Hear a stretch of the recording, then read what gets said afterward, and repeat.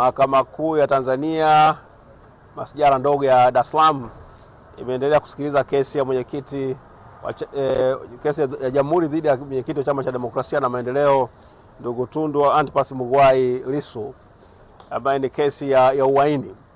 Leo upande wa Jamhuri umeweza kuleta mashahidi wawili. Mmoja alikuwa anatokea Songea, anafanya kazi ya kimachinga, na mwingine ni askari polisi kutokea kule mkoa wa Kilimanjaro pale mjini Moshi.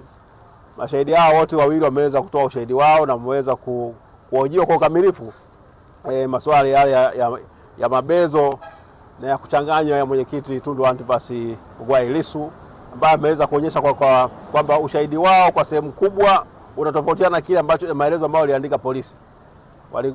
Ile tarehe moja amesema kwamba mnamo tarehe 8 ya mwezi wa 4 mwaka 2025 alikwenda polisi kule Moshi kule Songea akaandikisha maelezo yake, lakini alipokuja kuhojiwa maswali na mwenyekiti Tundu Lissu, kwa sehemu kubwa alikuwa ni kwamba mengi ambayo ameyasema leo ni maneno ambayo ameongeza ayamo katika tamko lake lile, na alikuwa kila vitu vingiulizwa anasema ajui. Sasa wa mashahidi hao wameweza kutoa ushahidi wao. Mwenyekiti ameweza kuonyesha kabisa kwamba wao sio mashahidi wa kuaminika, ni maoni ambayo tumeweza kuyaona, na kwamba ni mashahidi ambao basi wao wamekuja. Mmoja wao amesema kwamba alitakiwa tu baadaye tarehe 22 ya mwezi wa 4 mwaka 2025 abadilishe ushahidi ambaye alikuwa ameshikwa kwamba amehamasika kutokana na kauli za mwenyekiti Tundu Lissu, kwamba sasa amegeuzwa kutoka kuwa mtuhumiwa na amegeuka kuwa shahidi. Hayo ndio ambayo wameyafanya.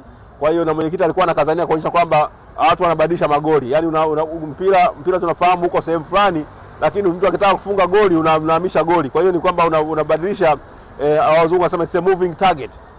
Kwa hiyo sio kitu kizuri. Na ningeweza kuita kama ni moving prosecution.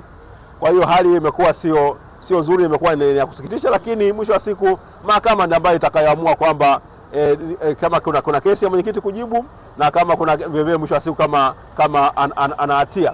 Kwa hiyo nadhani ambayo ni moja ambayo ningependa kuizungumzia leo, kwamba mashahidi wawili ambao wametoa ushahidi leo, ushahidi wao umeweza kukanyagwa na kusinyangwa na mwenyekiti Tundu Antipas Lissu, kuonyesha kwamba si mashahidi wa kuaminika, na ushahidi wao kwa kweli hauna uzito wowote ule ambao kwenye kesi hiyo. Na mbona alikuwa anajiuliza kama mtu nimekaa miaka 10, miezi 10 mahabusu kutokana na ushahidi wa aina hii. Yule ambaye jana tulimsikia na hao wawili walikuja leo, ayosema kama jana alivyosema, it's painful to listen and to watch.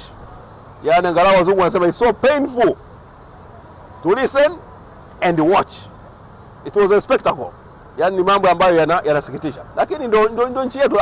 Hapo ndipo tulipo. Ukitaka kujua jinsi gani tumeporomoka, ndio tumefikishwa huko.